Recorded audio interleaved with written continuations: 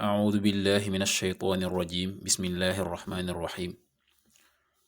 والصلاة والسلام على رسول الله سيدنا ومولانا محمد وآله وصحبه ومن والاه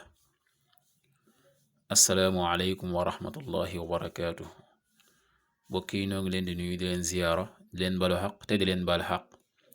di leen ñaanal jàmm waaye itam di sàkku ci yéen ngeen ñaanal nu ko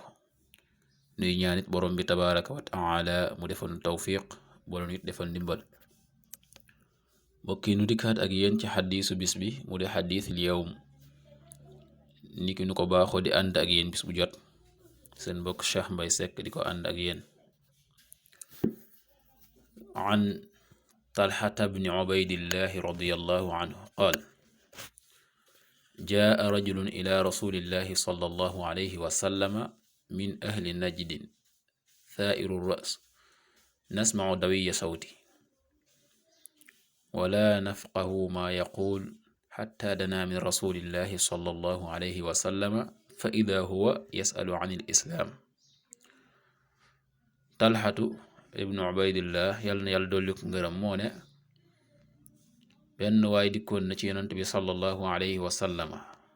waajooji nag min ahli najd mi ngi bokk ci waa najd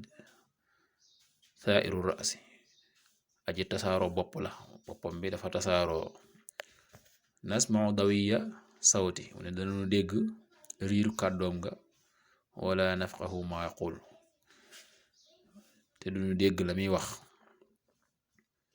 xatta dana min rasulillahi sallallahu alayhi wa sallama ba mu jege yonent bi sallallahu alayhi wa sallama fa ida huwa yasalu an il islaam ndeke moom day laaj ci lislaam fa qaala rasulullahi sallallahu alayhi wa sallama yonent bi sallallahu alayhi wa sallam wax ko ne ko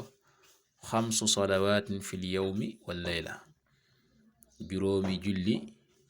ci bis bi mu ci bëccëg bi ak guddi gi qaal mu ne hal alayya xayruhunna ndax yeneen julli yu dul yooyu dana war ci man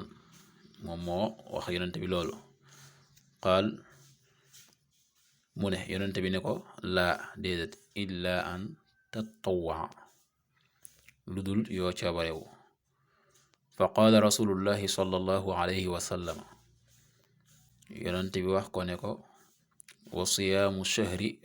ramadaana ak woor weeru koor qaal hal alayya gayru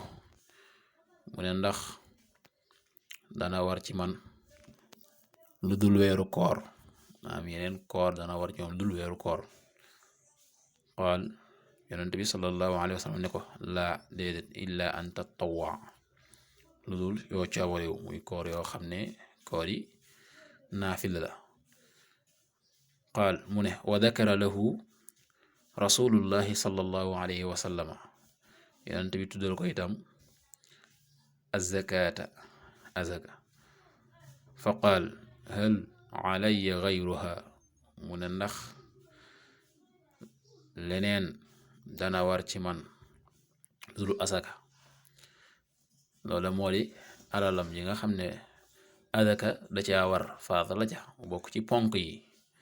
ndax leen war na ko ca mel ne saraxeek ya ca aju ak dimbale def ci yoonu yàlla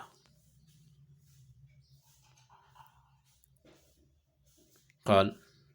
yonent bi sallallahu alayhi wa sallam ne ko laa déedéet illa an tatawwa lu dul yoo coobarewu fa adbara rajulu wa huwa yaqul waa ji daal di wan ginnaaw am wane ginnaaw nag ma ngay wax naan wallahi waat naa ci yàlla laa udiidu ala hada wala anqusu minhu lii duma ci dolli duma ci wàññi fa qaala rasulullahi sallallahu alayhi wa sallam yonent bi sallallahu alayhi wa sallam ne aflaxa in sadaq lii nga xam ne moo ngi koy wax de su fekkee dëggal na ko defe na ko noonee kon dana texe xam ne bu fekkee yam na ca la nga xam ne moom la yàlla farataal ci moom ci julli juróom di ko def nañu ko santaane nañu ko diglee woor weeru koor itam azaka itam noonu wàññiwu ca yokku ca ma ngi koy def nañ ko santaane kon dana texe kon mbokk yi lii ay ponk la yoo xam ne de dafa bokk ci ponk lislaam mel ni biñ ci mujjee nga xam ne mooy azaka nu bàyyi ko xel bu baax a baax ndax alal june bu ca azaka waree nga am loo xam ne war nga génne azaka nekkul alal joo moom nanga ko génnee te loola itam dafay barkeel alal dafay laabal alal kon loolu lu mat a bàyyi xel la képp koo xam ne yàlla dénk na am ba azaka war ca azaka joojee ca war nanga ko bàyyi xel génnee ko te bañ ko bàyyi noonu rek di ko bañ a génnee yàlla na yàlla defal tawfiq yàlla na yàlla defal ndimbal in uridu ila al islah mastata'tu ma tawfiqi illa billah wassalaamu alaykum wa rahmatullahi wa barakatuh